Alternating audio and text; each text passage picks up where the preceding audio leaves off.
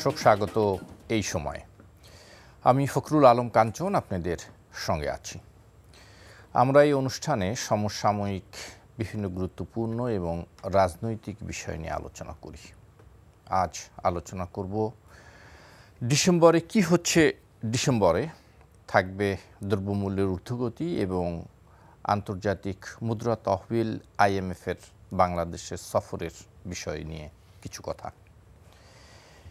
এ বিষয়ে আলোচনার জন্য আমাদের সঙ্গে তিনজন অতিথি যোগ দিয়েছেন।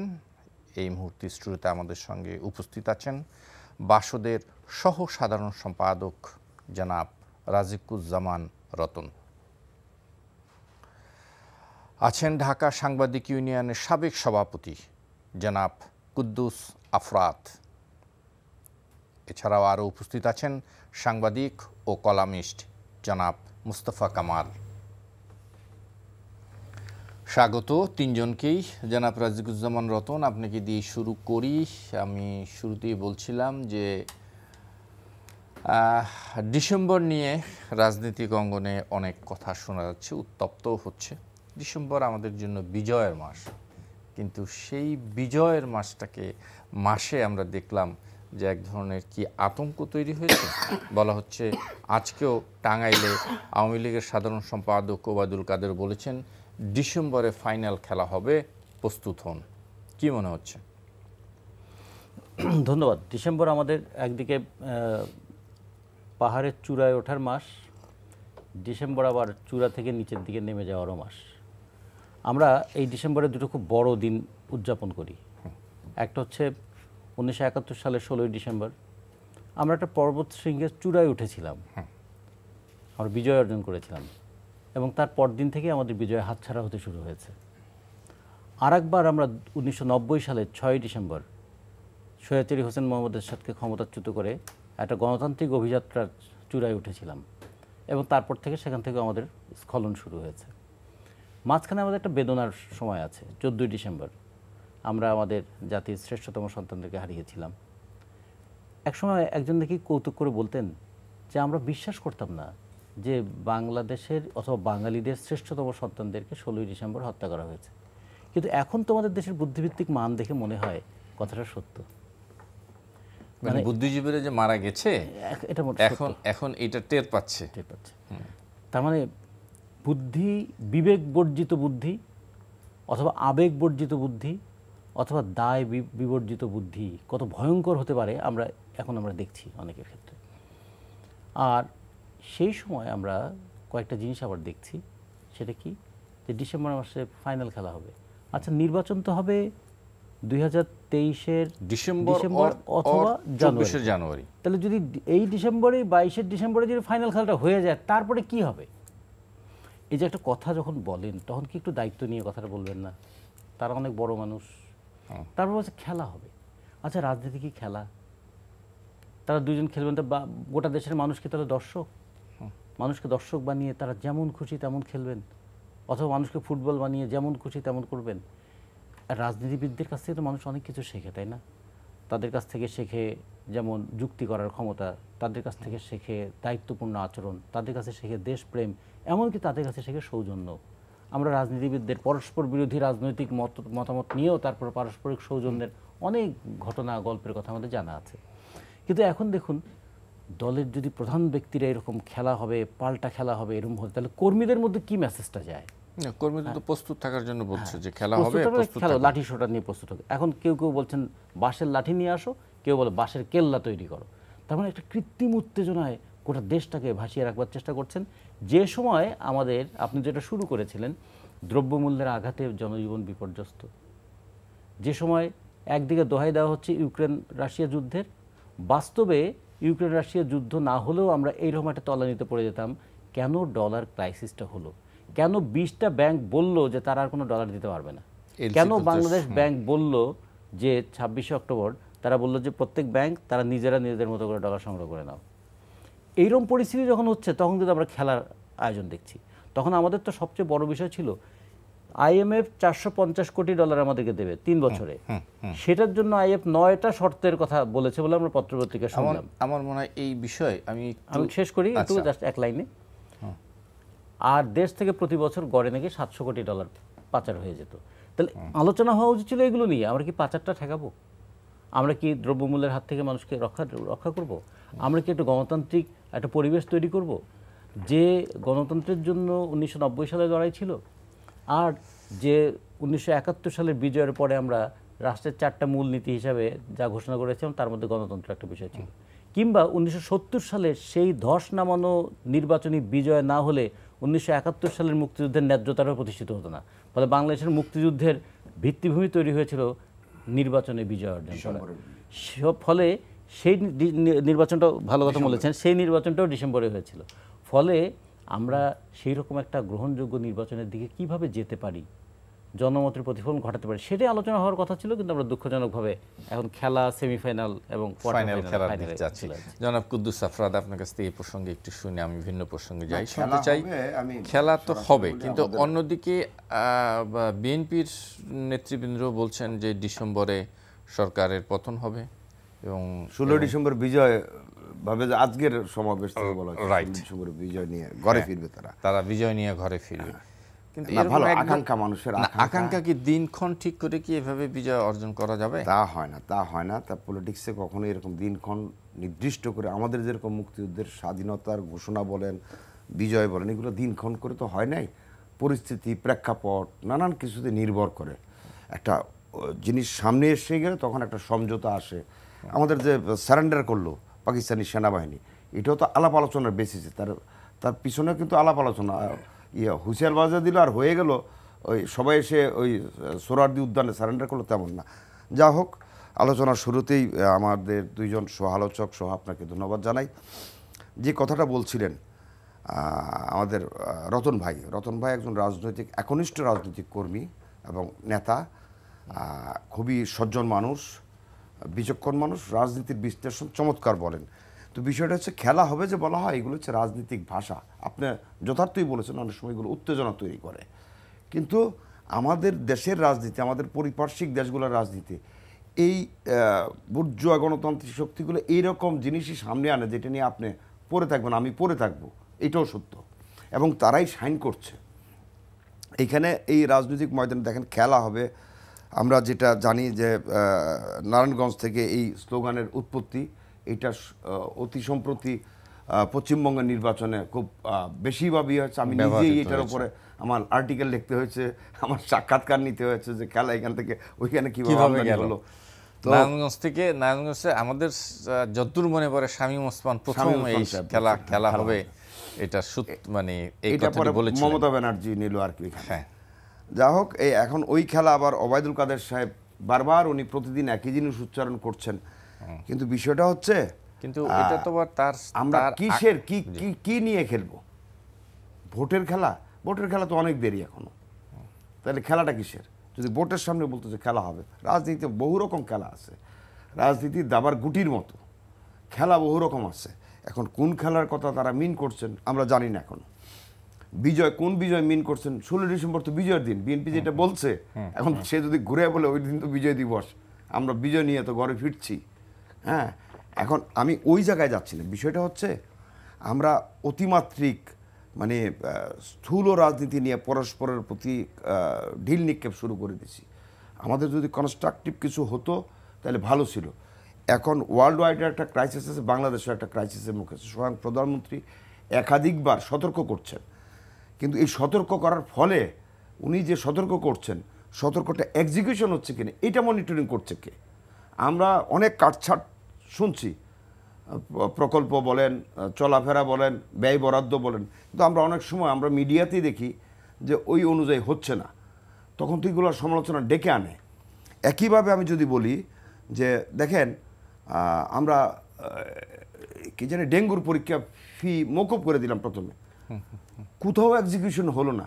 এটা যখন মিডিয়াতে গেল, এরপর আবার বসে কি করলো, 300 আর 100, সরকারি হসপিটালে 300, সরকারি 100, আর বেসরকারিতে 300।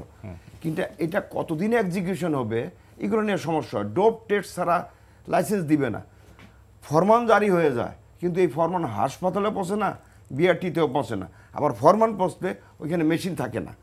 আমাদের কাজগুলো হচ্ছে রাজনীতিতে আমাদের অগোছালো কাজ, যেই কারণে আমরা কারোর উপরে সুন্দরভাবে ভরসা করতে পারি না। আমাদের যে আকাঙ্ক্ষাগুলো সামনে নিয়ে আসে, এখন বিএনপির নেতৃত্ব যে আকাঙ্ক্ষা সামনে নিয়ে আসছে, তারা কতটা মোকাবেলা করতে পারবে। আমি অনেক টকশোতেই বলছি, প্রধানমন্ত্রী যে সতর্কতা করছেন, এই সতর্কতা কিন্তু আপনারাও লাভবান হচ্ছেন। আপনাদের এখন নেক্সট যদি আপনারা গভর্নমেন্ট করেনি, গভর্নমেন্টে জানি কিভাবে পলিসি সাজাবেন, এখন থেকে আপনারা সাজাতে হবে। কারণ এটা রানিং প্রধানমন্ত্রী বারবার যখন সতর্ক করছেন, এটা আপনাদেরকেও হেল্প করছে, দেশবাসীকে হেল্প করছে, নিজের দলকে হেল্প করছে। কিন্তু তার মধ্যেও আমরা অর্থনৈতিক কর্মসূচিতে আরও সৃজনশীলতা দেখতে চাই, আরও সৃজনশীলতা আশা করি। অর্থনৈতিক কর্মসূচি আপনি দেখছেন, কিন্তু রাজনীতিতে কই? রাজনীতিতে কিছু রাজনীতিতে সৃজনশীলতা আমাদের এখানে সৃজনশীলতাও নাই, ছিল। আমি যদি বলি, নাই। আজকের থেকে 2 দিন পরে নূর হোসেন দিবস, 10ই নভেম্বর। এই নূর হোসেন যেই কারণে তার বুকে লেখা ছিল স্বৈরাচার নিপাত যাক, পিঠে লেখা ছিল গণতন্ত্র মুক্তি পাক। স্বৈরাচার হয়তো নিপাত একদিক দিয়ে গেছে, কিন্তু আক্ষরিক অর্থে কি স্বৈরাচার এবং গণতন্ত্র দুইটাই কি আমরা পেয়েছি? আমি সেই জায়গায় যাইতে চাই। এখন আমি বলছি না যে আমরা গণতন্ত্রের শাসনটা পুঙ্খানুপুঙ্খানুভাবে চাই। ব্রিটেনে আমরা কি দেখি, 3 মাসে বা 6 মাসে বা 1 বছরে 3টা প্রধানমন্ত্রী চেঞ্জ। আমাদের এখানে আমরা দলের ভিতরেও যদি আমরা মনে করি আমি শেখ হাসিনা চলে যাক, এটা আমিও বলছি না, কারণ তার বিকল্প আমার চোখে পড়ে না। শেখ হাসিনা প্রধানমন্ত্রী হিসেবে তার বিকল্পও পড়ে না। কিন্তু এইটা ঠিক, আওয়ামী লীগের অনেক নেতৃত্ব অনেকভাবেই সমালোচিত, তাদেরকে যদি বারবার আমরা দেখি, তখনই আমাদের নানান রকম আশঙ্কা। চমৎকার বিষয় এনেছেন কাঞ্চন ভাই। তো খেলা শব্দ হিসাবে খুব খারাপ শব্দ না, খারাপ শব্দ না, না মোটেই খারাপ শব্দ না, প্রচলিত শব্দ, বিশেষ করে অভিধানে তো আছে, পজিটিভ অর্থে আছে।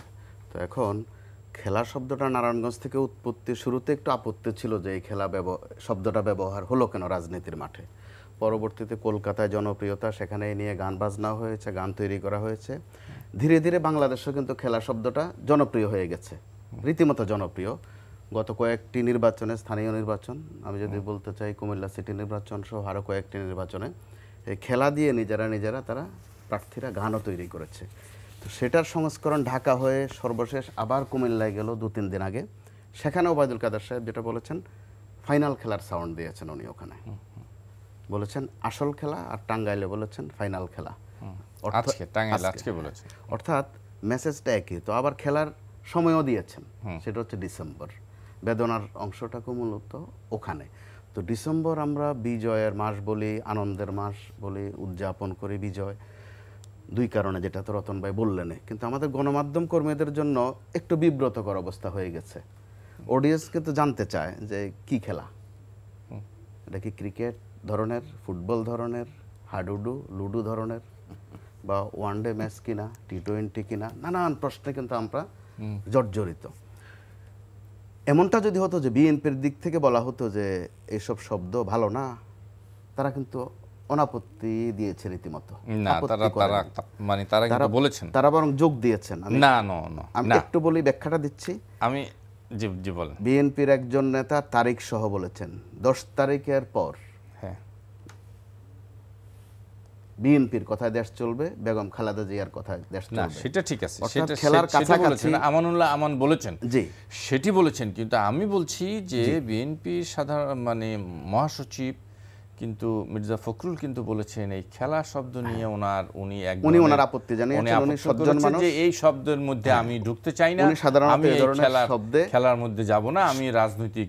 তিনি সাধারণত সচেতন থাকেন, সজ্জন মানুষ, এই ধরনের শব্দে যান না। কিন্তু আবার বিএনপি থেকে যে বলা হয়েছে 10 তারিখের পর, নিশ্চয়ই আশঙ্কার জায়গা, আতঙ্কের জায়গা এখানেই, যে বলা হচ্ছে যে 10 তারিখ থেকে অমুকের কথা দেশ চলবে। আর একজন বলছেন যে খেলা হবে এই ফাইনাল খেলা, এবং 16 তারিখে আরেকদিকে বলা হচ্ছে বিজয়ও করবেন। হ্যাঁ, কিন্তু এই যে অবস্থা, মুখোমুখি অবস্থা, এখানেই আমাদের আতঙ্কটা ওখানে। অর্থাৎ বিজয়ের মাসটাকে তারা ভয়ের মাস করে ফেলছেন। ডিসেম্বর নিয়ে আমাদের ভয় বেশি, জিজ্ঞাসা বেশি।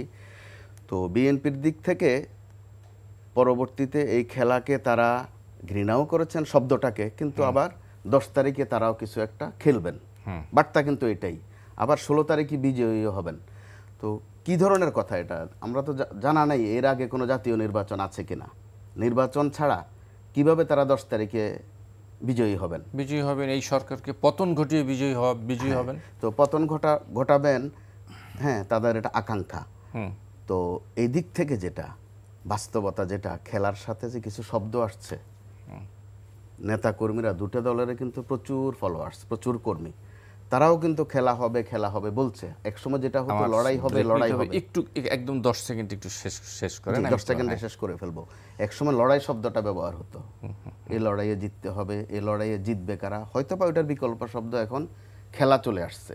কিন্তু খেলার সাথে আবার বিপজ্জনক শব্দ বাঁশ লাঠিও কিন্তু চলে আসছে, ভয়টা ওই কারণে। জনাব মোস্তফা কামাল, আপনি আলোচনা করছিলেন, আপনি বলছিলেন যে খেলা হবে, এই খেলা হবে নিয়ে যে শুরু হলো এখনো চলছে এবং এই খেলার আরো জমছে, এবং এই খেলার শেষটা কোথায়, কিভাবে, কি শুনতে চাই। জি, ভালো প্রশ্ন। তো বলেছে যেটা, যে লড়াইয়ের বিকল্প যদি খেলা শব্দটা হয়ে থাকে মন্দ না, অথবা মন্দের ভালো। তো দিন তারিখ দিয়ে আন্দোলন ইতিহাস এখানে 2-1 আছে। সেই ক্ষেত্রে আমরা 30 এপ্রিলের কথা মনে করতে পারি, যেটা আওয়ামী লীগের সাধারণ সম্পাদকের 30 এপ্রিল হয়নি। অর্থাৎ দিন তারিখের উদাহরণ ভালো না, কিন্তু জের বড় খারাপ। সেই ডেডলাইনের জের ধরে ধরে পরবর্তীতে বাংলাদেশের রাজনীতিতে যে সিডর এসেছে, সেটা আমার নিশ্চয়ই দুই দল ভুলে যাননি এখনো। যে কারণে বলা হয়ে থাকে খেলার প্রশ্নে যে বেশি খেললে ফাউলটা বেশি হয়, আর ফাউল বেশি হলে পেনাল্টি বেশি হয়। তো সেই পেনাল্টি কারোর জন্য কিন্তু ভালো ফল আনে না। পাশাপাশি আমাদের নানান জরুরি বিষয় থাকতে, যৌক্তিক বিষয় থাকতে, আমাদের নানান বাজার পরিস্থিতি, এটা সেটা, গ্যাস বিদ্যুৎ থাকতে এই যে খেলা আরোপ করে দিচ্ছেন, এটা যদি এমনটা হয়ে থাকে যে ইস্যু দিয়ে মানুষকে ব্যস্ত করা, এটার রেজাল্টও ভালো হবে না, হওয়ার কথা না, ধামাচাপা রাখা যায় না। যারা বলেন তারাও নিশ্চয়ই স্বীকার করুন আর না করুন, তারাও বাজার পরিস্থিতিতে সন্তুষ্ট হবার কথা নয়। হয়তো বা ক্ষমতায় থাকলে ওই তেজটা গায়ে কম লাগে, কিন্তু দেশের সিংহভাগ মানুষের কষ্ট, দুর্ভিক্ষ হোক, মন্দা হোক, এগুলা কিন্তু আলাদা আলাদা কারোর জন্য আসে না, সবার জন্যই আসে। সেটা আমাদের স্থানিক মন্দা হোক আর বৈশ্বিক মন্দা হোক, কিন্তু মন্দার দোহাই দিয়ে, দুর্দশার দোহাই দিয়ে গুরুত্বপূর্ণ বিষয় পাশ কাটিয়ে চলে যায় অন্য কিছু আরোপ করা মানুষের উপর, সেটার রেজাল্ট যারা করেন তাদের জন্য ভালো হয় না। পেনাল্টিটা হয়তো বা কারো না কারো উপর কিন্তু পড়ে, আমাদের ইতিহাসটা তাই বলে। সেই কারণে আমি অন্তত মনে করি, হোক তারা ব্যবহার করেন শব্দ, কিন্তু দিন তারিখ দিয়ে এই উত্তেজনা তৈরি করা, বিশেষ করে আমাদের বিজয়ের মাস ডিসেম্বরে আগে ভাগেই, আরও এখনো 15-16 দিন বাকি মাসটা, মানুষের মধ্যে যে উদ্বেগ, উৎকণ্ঠা, এতটুকু তারা না করলেও পারতেন। জি, শুনতে চাই রাজিকুজ্জামান রতন। আমরা একটু ভিন্ন প্রসঙ্গে যাই। আপনি যদি এই রাজনৈতিক এই বিষয় নিয়ে কথা বলতে চান বলবেন। আমি একটু দ্রব্যমূল্য নিয়ে কথা বলতে চাই। যেমন ধরুন, আমাদের দ্রব্যমূল্য নিয়ে ফানুসটা তো ফেটে গেল। আমরা একদিন শুনতাম যে পৃথিবীর সব দেশেই জিনিসের দাম বাড়ছে, তুলনামূলকভাবে আমরা ভালো আছি, এবং একজন তো বলেই ফেললেন আমরা বেহেশতেই আছি প্রায়। নিশ্চয়ই বাংলাদেশে কেউ না কেউ বেহেশতে আছেন, এবং কেউ না কেউ বেহেশতে আছেন বলে অসংখ্য মানুষকে দোজখে থাকতে হচ্ছে। এখন দেখুন, আশেপাশের সব দেশের তুলনায়, এমনকি ভারতের তুলনায় বাংলাদেশের চিনির দাম দ্বিগুণ। কেন? এটা কিভাবে সম্ভব? চিনি ব্যবসায়ীদের সঙ্গে সরকারের আলোচনা হলো, দাম কমানোর কথা সিদ্ধান্ত নেওয়া হলো, দাম তো কমলই না, বরঞ্চ আরও বেড়ে গেল। সেই ব্যবসায়ীদের উপর কি সরকারের কোনো নিয়ন্ত্রণ নাই, নাকি তাদের প্রতি তার স্নেহ আছে? এই প্রশ্নটা আলোচনা হতে পারে। তেলের বাজারে এরকম কষ্টে আছে সাধারণ আয়ের মানুষ, সেটা যেমন আছে, তার পাশাপাশি দেখুন আজকেই খবর আসছে মালয়েশিয়ায় অবৈধ নাম বলে 19,000 বাংলাদেশি শ্রমিক গ্রেপ্তার হয়ে গেল। এরাই তো আমাদের রেমিটেন্সের টাকা পাঠায়। রেমিটেন্সের টাকা একটু কমলে, রপ্তানি একটু কমলে যে কি ভয়াবহ পরিস্থিতি হয়, IMF আসার মধ্য দিয়ে বুঝতে পারছি না। আমরা $4.5 বিলিয়ন জন্য 3 বছরে $4.5 বিলিয়ন পাবো। তার জন্য কত ধরনের ন্যায্য অন্যায্য, মানে অনেক শর্তের কথা শুনতে হচ্ছে আমাদের। যে কোনো ঋণ নিতে গেলে কিছু কথা শুনতে হয়, সুদ দিতে হবে, আসল সুদ দিতে হবে। কিন্তু IMF এবং বিশ্ব ব্যাংকের কাছ থেকে ঋণ নিতে গেলে তো কিছু শর্ত মানতে হয়, এবং সেই শর্তের জালে আটকা পড়লে যে কি ভয়াবহ পরিণত হয়, এটা তো আমরা অতীত থেকে জানি। এই জায়গাটা কেন বাংলাদেশকে যেতে হলো? কেন কালকে এই খবরটা বেরোলো যে বাংলাদেশ ব্যাংকের যে মানে গোয়েন্দা শাখা, তারা বললেন 8,571টা লেনদেনকে তারা সন্দেহজনক লেনদেন বলছেন। 62% বলা হচ্ছে। এই সন্দেহজনক লেনদেনের কারণে বলছেন কোনো কোনো ক্ষেত্রে যা তার আমদানি করার কথা তার চেয়ে 200 গুণ পর্যন্ত বেশি টাকা দেখানো হয়েছে। তার মানে এই টাকাটা বাইরে চলে গেছে, অথচ আমরা শুনে আসছি না বাংলাদেশে কোনো টাকা পাচার হয়নি। তাহলে এই টাকাগুলো কে নিয়ে গেল? আবার শুনলাম কি, হ্যাঁ টাকা পাচার হয়েছে, তবে রাজনীতিবিদরা করে নাই, আমলারা করেছে। আচ্ছা, সুনির্দিষ্ট প্রমাণও আছে নাকি আমলারা করেছে? তো কোনো আমলাকে ধরতে দেখেছি? তাহলে এইগুলো নিয়ে আমাদের কথা বলার দরকার ছিল না? দেশটা আজকে কীরকম একটা অসম্মানজনক পরিস্থিতিতে পড়ে গেলাম, দ্রব্যমূল্য নিয়ে কীরকম একটা অসহনীয় অবস্থায় পড়ে গেলাম। আবার এখন ভয় দেখানো হচ্ছে যেটা সামনে ইউক্রেন যুদ্ধ, রাশিয়া যুদ্ধ যদি প্রলম্বিত হয় তার পরিণতি কি হবে। আচ্ছা, মানুষকে আতঙ্কিত করা তো দায়িত্বশীল ব্যক্তিদের কাজ নয়, বরঞ্চ আতঙ্ক দূর করে মানুষকে আশ্বস্ত করাটাই হচ্ছে কাজ। একদিকে প্রধানমন্ত্রী বলছেন তার সততা নিয়ে হয়তো কেউ প্রশ্ন তুলবেন না, কিন্তু তার কথার ব্যাখ্যাটা নিয়ে তো অনেকে প্রশ্ন তুলবেন। তার এই কথার কারণে তো ব্যবসায়ীরা বললো ঠিক আছে, তো সামনে কঠিন সময় আসছে, এখন থেকে প্রস্তুত হও, ড্রেস রিহার্সাল করো, একটু দাম বেশি দামে খেতে অভ্যস্ত হয়ে যাও, এবং সব কিছুর দাম বাড়তে শুরু করলো, চালের দাম থেকে শুরু করে সব কিছু। তাহলে সতর্ক করাটা খুব দরকার, কিন্তু ব্যবস্থা নেওয়াটা তো তার চেয়ে বেশি দরকার। আমি সতর্ক, ঝড় আসছে সতর্ক করলাম, কিন্তু আমি কোনো ব্যবস্থা নিলাম না, তাহলে এটা হয় কি মানুষকে ব্যবস্থা, যদি ব্যবস্থার কথা আমরা বলি, এই ব্যবসায়ী সিন্ডিকেটকে বাজার নিয়ন্ত্রণের জন্য কিন্তু আমাদের দৃশ্য তো আমরা কিন্তু কোনো পদক্ষেপ বাকি নাই। যে পদক্ষেপগুলো রেখেছি প্রত্যেকটাতে তারা শক্তিশালী হয়েছে। আমাদের পদক্ষেপগুলো এলোমেলো পদক্ষেপ, যে কারণে ব্যবসায়ীরা এটাকে তোয়াক্কাই করছেন না, এবং তারা কখনো কখনো চ্যালেঞ্জ করে ফেলছেন, এবং আগের দিন যে সিদ্ধান্ত নিচ্ছেন পরের দিন বলে সিদ্ধান্ত মানবো না। কি করবেন আপনি?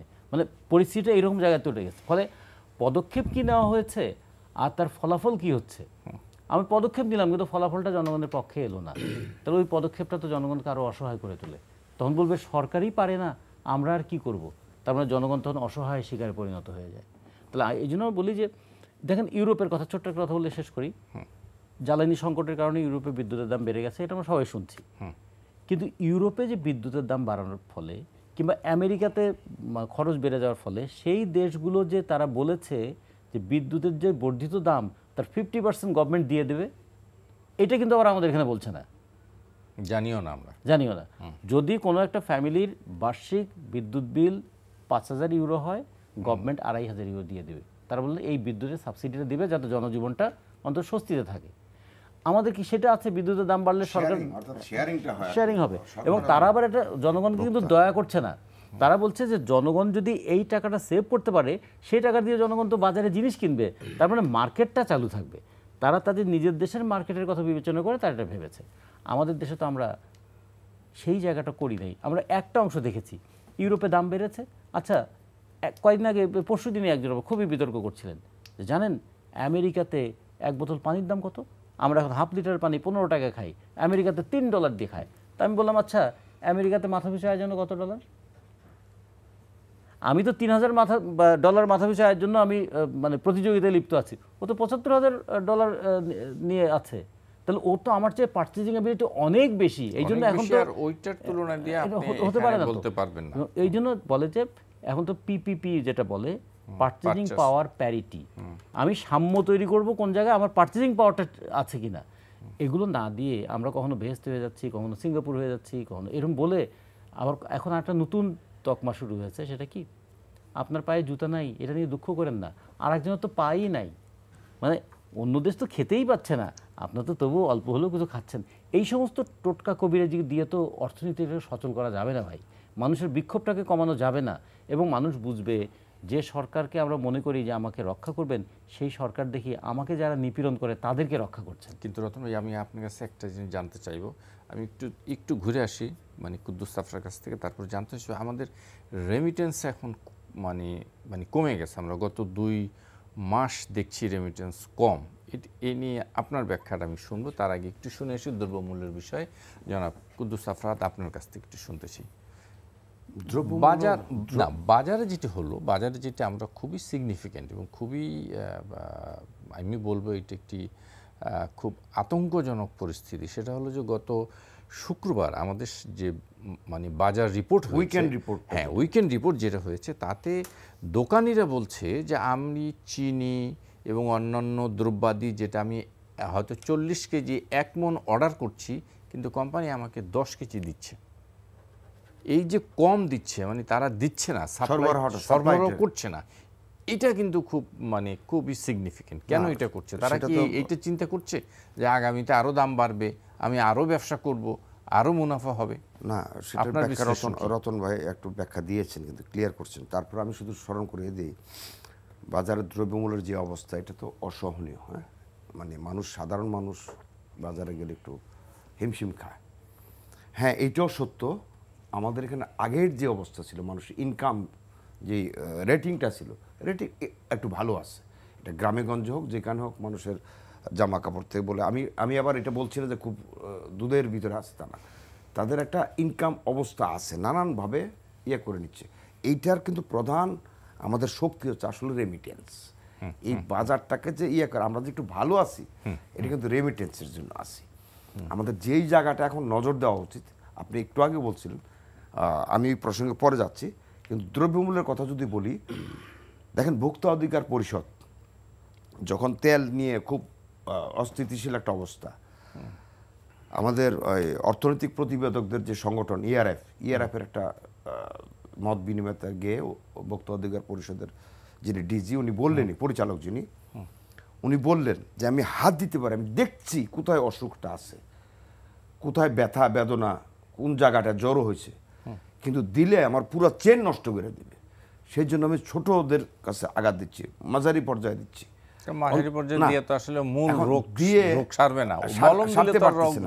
উনি কিন্তু ইঙ্গিত দিয়ে দিচ্ছেন, উনি একজন সরকারি কর্মকর্তা, উনি ইঙ্গিত দিচ্ছেন। এরপরে আমরা সম্প্রতি দেখলাম প্রধানমন্ত্রী এই বড় বড় ব্যবসায়ীদের নিয়ে বসলেন, তাদেরকে এটাও বললেন যে বিপদের সময় কিন্তু ব্যবসাটা বেশি করতে হয় না ইত্যাদি। এখন বাণী দিয়ে উনি ওদেরকে আহ্বান করছেন, আবদার করছেন, ঠিক আছে। আবদারের পাশাপাশি যেটা আমরা বারবার বলছি, মনিটরিং ব্যবস্থাটা নিষ্কুলুষ, অর্থাৎ একবারে আপেক্ষিকভাবে হতে হবে। এখন আমাদের এখানে যে চেনটা হয়ে গেছে, দেখেন, আমি যদি ফর এক্সাম্পল বলছি, এটা এক্সাম্পল, একটা মানুষ খুনের শিকার হয়েছে, তাকে গ্রেপ্তার করলে, টাকা পাচার করছে, তাকে ধরতে পারলে, আমি যদি ধরি, এখন যিনি সরকারে আছেন ধরেন, তাহলে কালিমাটা তার উপরে যায়। তিনি যদি না ধরেন তাহলে বেঁচে থাকেন। এটা আমাদের কালচার হয়ে গেছে। ধরেন সিলেটে কালকে যে খুন, এই খুনের জন্য তাৎক্ষণিক দায়ী করা হয়েছে রাত্রে বিএনপির তরফ থেকে সরকারকে, সরকারকে বলা হয়নি, বলেছে তারা যে যুবলী মানে সমাবেশকে কেন্দ্র করে, আজকে ভিতরে না হলে, আজকে সকালের মধ্যে না হলে কর্মসূচি দেবে, কিন্তু আজকে তারা আবার ওই জায়গা থেকে সরে আসে। আমি মনে করি এটা ভালো। আমি যে উদাহরণটা দিচ্ছি এই জন্য, এখন যদি না, এটা কিন্তু হবে, ভুল ব্যাখ্যা হবে। সরকারকে দায়ী করা মানে ডাইরেক্ট সরকারি দলকে, যুবলীগ ছাত্রলীগকে বলা হয়েছে যে 19 নভেম্বর বিভাগীয় সম্মেলনকে কেন্দ্র করে এই মানে এই নেতার সাথে ছাত্রলীগ যুবলীগের কিছু ছেলেপেলের এটা একটা জের হতে পারে। কিন্তু আজকে সকালে সিলেট জেলা আওয়ামী লীগের সভাপতি কাইয়ুম চৌধুরী সাহেব, উনি কিন্তু ওই জায়গা থেকে সরে এসে বলছে আমরা চাই ফেয়ার তদন্ত, যারা দোষী, কারণ এটা দলের লেবাস লাগাইতে চায় না ইত্যাদি। এখন আমি যেটা বলতে চাচ্ছি, যারা পাচারকারী, যেরকম ফরিদপুরের একটা ছাত্রলীগের নেতা কয়েক হাজার কোটি টাকা পাচার করছে, তাকে ধরছে, কিন্তু এখন সরকারকে এটার জন্য যে তোমার আমলে তো এত পাচার হচ্ছে, আমাদের এখানে কেউ বাহাবা দেয় না। সরকারের অ্যাক্টিভিটিস অনেক জায়গায় কিন্তু ওই যে মেন লোকটা দেখেও ধরে না, কারণ ধরতে গেলে আমি তো সাপোর্ট পাবো না, বাহাবা পাবো না, আমাকে বরঞ্চ ক্রিটিসাইজ হবে, তোমার আমলে তো ও টাকা পাচার করছে। আমি সেই জন্য বলছি, এই যে ভোক্তা অধিকার পরিষদ বা ভোক্তা অধিকারদের যে সংস্থা আছে সরকারের, তারা কিন্তু ইন্ডিকেট করে দিচ্ছে। ইন্ডিকেট করার পরে কেন হস্তক্ষেপ করছে না, সেটারও একটা ব্যাখ্যা উনি দিয়েছেন যে এরা এতটা বড় রাগববাল, এরা বাজারকে উত্তপ্ত করে দিবে।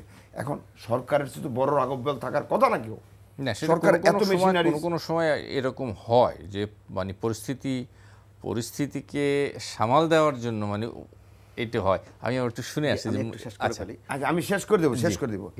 আমি যেটা বলতে চাই, এখন এই বাজারকে যদি নিয়ন্ত্রণ করতে হয়, বিকল্প, অর্থাৎ সরকার যেহেতু বলতেছে যে সামনে নানান সমস্যা হবে, সংকট আছে, সরকার একই সঙ্গে এই সংকট নিরসনের পদক্ষেপগুলো ভাবতে হবে এবং ক্রমে এইগুলা বাস্তবায়ন করে ফেলতে হবে। জি, আসি আমি রতন ভাইয়ের কথার সাথে একটু যোগ করতে, ছোট্টর মধ্যে আমি বিরতি নিব, বরাবরের মতো ছোট্টর মধ্যে বলবো। সেটা হচ্ছে রতন ভাই যেটা বললেন যে ভয় দেখানো আমাদেরকে, হ্যাঁ, এই নিয়ে আলোচনা আছে। মাননীয় প্রধানমন্ত্রী মূলত আমাদেরকে সতর্ক করেছেন। তো শুধু সতর্কই করেননি, সতর্কতার সাথে তিনি দুটো পদক্ষেপ নির্দিষ্ট করেছেন। একটি হচ্ছে নিজস্ব উৎপাদন বাড়ানো, দ্বিতীয়টি হচ্ছে মিতব্যয়ী হওয়া। গত কয়েকদিন তিনি কিন্তু অবিরাম এই কথাগুলো বলছেন। তো এখন আমাদের কারো কারো মধ্যে এটাকে ভয় দেখানো হিসাবে আমরা বর্ণনা করছি। তো এই বিষয়ে নিশ্চয়ই যার যার একটা স্বাধীনতা আছে, কিন্তু অপব্যাখ্যাটা বোধহয় না হওয়া ভালো। সরকারের দিক থেকে পদক্ষেপ একের পর এক কিন্তু কম নেওয়া হচ্ছে না বাজার পরিস্থিতি সামলাতে অথবা নিয়ন্ত্রণ করতে। এখন কতটুকু পারছে বা পারছে না ওটা বিতর্কিত বিষয়, বিতর্ক করা যায় এ নিয়ে, কিন্তু সরকারের পদক্ষেপে কোনো ঘাটতি অথবা কমতি আছে সেটা অভিযোগ আনা যায় না। আপনি খেয়াল করে দেখুন না, কেন আনা যাবে না? সরকারের পদক্ষেপ কি একদম মানে যথার্থ আছে? না, ঘাটতি আপনি আছে। চিনির কেজি, সেটাই আপনি বলছি আমি, তেলের সেটাই বলছি মানে আমি। তেলের মূল্য জি। হঠাৎ করে যেভাবে আপনি মানে ব্যবসায়ীরা বাড়িয়ে দিলেন, চাল সেটাই ভরা- চাহিদা অনুযায়ী। সেটাই বলছি আমি, কেন সেই আপনি কথায় পদক্ষেপগুলা- আসছিলাম। সরকারের পদক্ষেপকে রীতিমতো তারা চ্যালেঞ্জ করছে। একজন মন্ত্রী অর্থাৎ সংশ্লিষ্ট মন্ত্রী যেদিনে বলেন যে 2-1 দিনের মধ্যে চালের দাম কমে যাবে, ঠিক 2-1 দিন লাগে না, তিনি যেদিন বলেন ওদিনে চালের দামটা বেড়ে যায়। মানুষ অভ্যস্ত হয়ে গেছে যে কোনো মন্ত্রী যদি বলেন যে তেলের দাম কমবে, মানুষ ধরে নেয় না বাড়বে। বাস্তবে সেটাই হচ্ছে। তো এতে কি মিন করে যে বাজারে যে সিন্ডিকেট বলি আমরা অথবা যে চক্র বলি, ভদ্রভাবে ভাষায় আমরা ইদানিং এদেরকে সিন্ডিকেট বলি ইংরেজিতে, আগে বরাবর চক্র বলতাম। তো এরা সরকারের চেয়েও মাঝে মধ্যে নিজেদেরকে শক্তিশালী দেখায় অথবা না, শক্তিশালী কিন্তু হয়ে ওঠে। যেটি কুদ্দুস সেখানে আফরাদ শক্তি- বললেন, আমি সেখানে আপনার- সরকারের একটা ব্যর্থতা। আমি পরিষ্কার হয়েছি, কিন্তু যেটা কুদ্দুস আফরাদ বললেন যে যত সিন্ডিকেট হোক, যত কৌশল হোক, সেটা তো সরকারের উপরে তো আর কেউ কিছু নাই। না, সেখানে তারা মোটেই- বাধা কোথায়? বাধাটা আমরা এই 17 কোটি বলি, 16 কোটি বলি, এই কটা মানুষ আমরা মানে গুটি কয়েক ব্যবসায়ী, মুনাফাখোর ব্যবসায়ীদের হাতে জিম্ম হয়ে জি, কষ্টকর বিষয়টা সেখানেই যে তারা নিজেদেরকে প্রমাণ করে মাঝে মধ্যে বিভিন্ন অ্যাক্টিভিটিজে তারা যেন সরকারের চেয়ে শক্তিশালী, কিন্তু বাস্তবে মোটেই না। সরকার এর চেয়ে অনেক কঠিন কঠিন পরিস্থিতি কিন্তু নিয়ন্ত্রণ করেছে। জনাব রাজিকুজ্জামান রতন ভাই, আপনার কাছ থেকে যাই একটু, দুটো জিনিস আপনার কাছ থেকে আমি শুনতে চাই। একটা হলো রেমিটেন্সের যে গতি, সে গতিতে কিন্তু আমরা একটু কম দেখতে পাচ্ছি, এবং আমাদের যে তথ্য আছে সেটা হলো যে প্রায় 1/4 কম হয়েছে। গড়ে $200 কোটি রেমিটেন্স আসতো আমাদের, কিন্তু গত মাসে এবং তার আগের মাস থেকে আমরা কম দেখছি।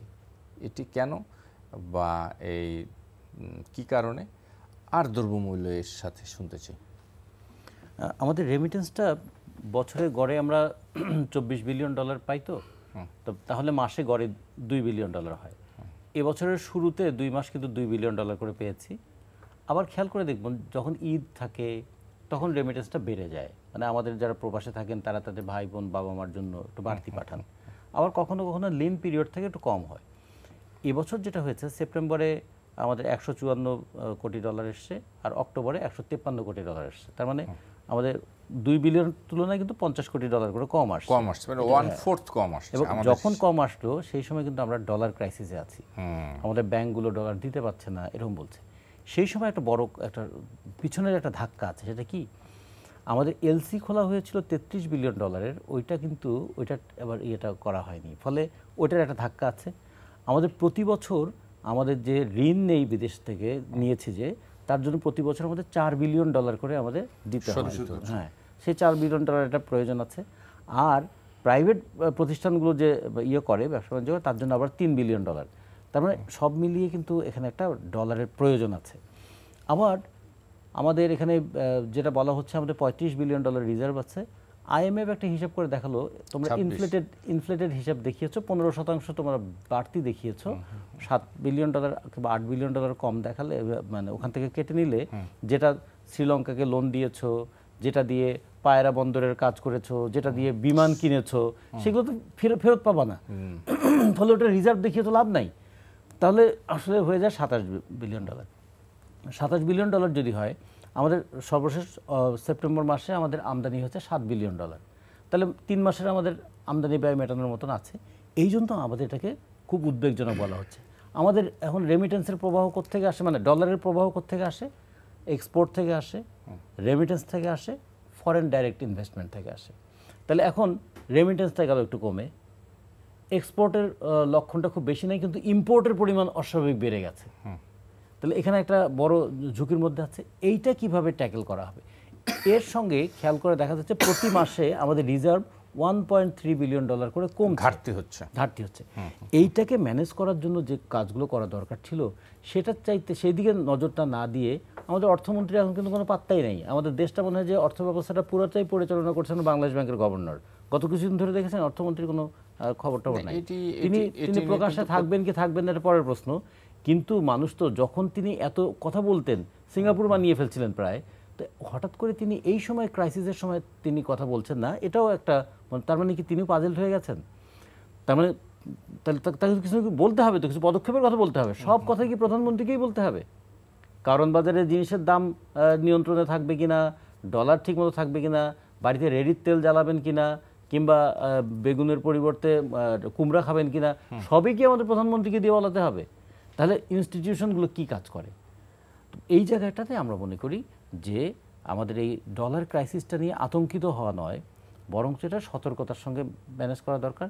এখনও যে পদক্ষেপগুলো নেওয়া হচ্ছে তাতে যদি এরকম হয় যে আমাদের দেশ থেকে অতিরিক্ত পরিমাণ ডলার বাইরে চলে যাচ্ছে, সেটা ঠেকাতে হবে। অথবা দীর্ঘদিন ধরে যেটা বলা হচ্ছিল যে আমাদের মনিটারি ম্যানেজমেন্টটাকে আরও একটু উন্নত করা দরকার। একটা কথা বলে আমি আমার কথাটা শেষ করি। সর্বশেষ যেটা আমরা শুনলাম যে আমাদের যে খেলাফি ঋণ, আমাদের মোট ঋণের 9% উপরে, সেই খেলাফি ঋণ ব্যবস্থাপনা করার জন্য যাদেরকে দায়িত্ব দেওয়া হচ্ছে তিনি একসময় সর্বোচ্চ ঋণ খেলাফি ছিলেন, তার বিরুদ্ধে শেয়ার কেলেঙ্কারির অভিযোগ আছে, তাকেই আবার দায়িত্ব দেওয়া হচ্ছে এটা ম্যানেজমেন্ট করার জন্য। ফলে এতে হবে কি, অবিশ্বাস সন্দেহটা অনেক সময় বাজারে অস্থিরতা বাড়িয়ে দেয়। অবিশ্বাস এবং সন্দেহটা রাজনীতিতে যেমন অস্থিরতা তৈরি করে, অর্থনীতিতেও তেমনি একটা অস্থিরতা তৈরি করে। সেই দিকটা একটু খেয়াল রাখা দরকার। জি, যেন কুদ্দুস আফরাদ শুনে আসি আপনার কাছে। মূলত রেমিটেন্স নিয়ে আমার কথা হচ্ছে, রেমিটেন্স মানে দেশে আনার জন্য যেই সব পদক্ষেপগুলো সাম্প্রতিককালে গত 2-3 মাসে নিচ্ছে, বহু আগের থেকে আমরা বলে আসছি যে রেমিটেন্স পাঠানোর যে চ্যানেলগুলো আছে এই চ্যানেলগুলো ত্রুটিযুক্ত। আমাদের যে অফিসারগুলো বাইরে কাজ করে সেই অফিসারগুলোর এখানে আমরা তো এটা জানি, দেশেও দেখি বাইরেও দেখি, আমরাও যাই, আমাদের সরকারের কর্তা ব্যক্তিরা আরও বেশি যান। মানে একজন লোক হুন্ডি দিয়ে যত ইজিতে টাকা পাঠিয়ে দিতে পারে, গভর্নমেন্ট চ্যানেলে টাকা পাঠাতে গেলে তার নানান জায়গায় নানা রকম নাজেহাল পাজেল হতে হয়। পাজেলগুলো মুক্ত ইদানিং করছে, একটা একটা করে করছে, কিন্তু এই প্যাকেজগুলো বহু আগে থেকে করা দরকার ছিল। নাম্বার 1, গভর্নমেন্ট এখন যে পদক্ষেপ নিচ্ছে এই পদক্ষেপগুলো অনেক পরে নিচ্ছে। 2, আমাদের হুন্ডির যেই চ্যানেলগুলো আছে এই চ্যানেলগুলো বাংলাদেশ ব্যাংক বা ব্যাংক রিলেটেড অর্থনৈতিক ব্যবস্থার বাইরে না, এটা জানে, আমাদের ইন্টেলিজেন্স জানে না তা না, এইটাকে বন্ধ করতে হবে, সিল করে দিতে হবে। আমাদের এখান থেকে কী পরিমাণ টাকা বা এই ডলার হয়ে বাইরে হুন্ডিতে যায়, আবার হুন্ডি দিয়ে আসে, এইটাকে সিল করতে হবে। যদি এই দুটো আক্ষরিক অর্থে করতে পারে, সততার সাথে করতে পারে, তাহলে রেমিটেন্সের যে ক্রাইসিস আছে অনেকটা কাভার হতে পারে। 1, 2, আপনি যেটা বললেন যে আমাদের এই অর্থনীতির যে সমস্যাগুলো আছে, এখন আইএমএফের কাছে আমরা কিন্তু না পেরে গেছি। আইএমএফের কাছে এই ঋণ নেওয়া নিয়েও সরকারের মধ্যে কিন্তু মতবিরোধ আছে। না, কিন্তু ঋণ না নিয়েও কোনো মানে এই মুহূর্তে কোনো না, আমি বলি মতবিরোধ আছে এখন পর্যন্ত। তাদের যে শর্তগুলো আছে ইত্যাদি নিয়ে সরকার এখনো ফাইনালি, ওরাও আসছে, ওরা অবজারভেশন করতেছে, এখনই তো হবে না। এখান থেকে চলে যাওয়ার পর তাদের সাথে আরও দরকার পর্যায়ে আছে। এখন আমাদের রেমিটেন্সটা যদি শক্ত থাকে তাহলে আমাদের এই ঋণটা নিতে হতো না। ঋণ নিয়ে কেউ কোনোদিন বড় বাহাদুরি করতে পারে না। আমাদের বর্তমান প্রধানমন্ত্রী এই যে পদ্মা সেতুর মতো কাজটা করছে, যেহেতু ঋণ ছিল না এই জন্য কিন্তু শক্তভাবে করতে পারছে। আমরা দেখেন 1 বছর আগে আমাদের এই অবস্থা ছিল না, আমরা কেনই 1 বছরে এই অবস্থা হচ্ছে, এই ফুকরগুলা ইমিডিয়েটলি, যেটা উনি বললেন, অর্থমন্ত্রী যদি আর একটু সজাগ হয় বন্ধ করতে পারে, ঘুমে রাখতে চলবে। আমি সুনির্দিষ্টভাবে রেমিটেন্সের কথাটা বলি। সরকারের দিক থেকে নানা প্রণোদনা পর্যন্ত দেয়া হয়েছে, চেষ্টার কমতি কিন্তু সরকার করছে না, কিছু পদক্ষেপও নিয়েছে। কিন্তু আমরা রেমিটেন্সের যেই অঙ্কটা বলি, অঙ্কটা একটু ত্রুটিপূর্ণ। কারণ এই অঙ্কটা তৈরি করে হয় ব্যাংকিং চ্যানেলে যে টাকাটা আসে সেটার হিসাব থাকে, কিন্তু হুন্ডির মাধ্যমে যেটা আসে সেটা কিন্তু হিসাবের বাইরে। আবার সেটার অঙ্ক জানি না, ডলার হিসাবে পাই না তো, না সেটা কাউন্ট তো, সেটা তো কাউন্ট হওয়ার সুযোগ নাই তো, এই কারণে ত্রুটিপূর্ণ হয়ে যাচ্ছে। কিন্তু কুদ্দুস ভাই যেটা বললেন, রেমিটেন্সের প্রশ্নে যে হুন্ডির প্রসঙ্গটা এসেছে, এরা কিন্তু ভিনদেশি কেউ না। এই হুন্ডি চক্র বা এই হুন্ডি সেখানেও একটা সিন্ডিকেট, এদেরকে দমন করা সরকারের জন্য খুব কঠিন, মোটেই না। সরকার চাইলে সেটা পদক্ষেপ নিলে, সদিচ্ছা থাকলে অবশ্যই এটা দেখি। এটা আর হচ্ছে যে সবকিছুর মধ্যে পাচার, এই দুইটা জায়গায় খুব এতে করে অঙ্কটাও আমাদের কাছে যথার্থভাবে আসে না। কমছে তা নিয়ে কোনো বিতর্ক নাই, কিন্তু এই ক্ষেত্রে সরকারের সদিচ্ছা আছে বা না নেই সেই বিতর্কের চেয়ে জরুরি হচ্ছে সরকার এরই মধ্যে যে কয়েকটা পদক্ষেপ নিয়েছে, বিশেষ করে আমাদের বাইরে যে দূতাবাস আছে তাদেরকে আরো সক্রিয় করা ছাড়া হুন্ডিটা অন্তত বন্ধ করা যাবে না। অন্য কোনো উপায় নেই এই প্রশ্নে।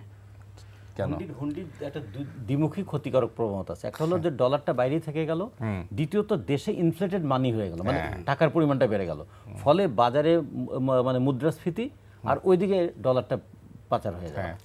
এবং এই যে হুন্ডি দমন করা ছাড়া কোনো বিকল্প নাই এবং আমার মনে হয় আর সুযোগও নাই। আমার অনুষ্ঠান শেষ করতে হবে। জনাব কুদ্দুস আফরাদ, জনাব রাজিকুজ্জামান রতন এবং মোস্তফা কামাল, আপনাদের তিনজনকে অনেক অনেক ধন্যবাদ। দর্শক আপনাদেরকে ধন্যবাদ যারা এতক্ষণ আমাদের সঙ্গে ছিলেন। আগামী অনুষ্ঠানে আবার দেখা হবে। শুভরাত্রি।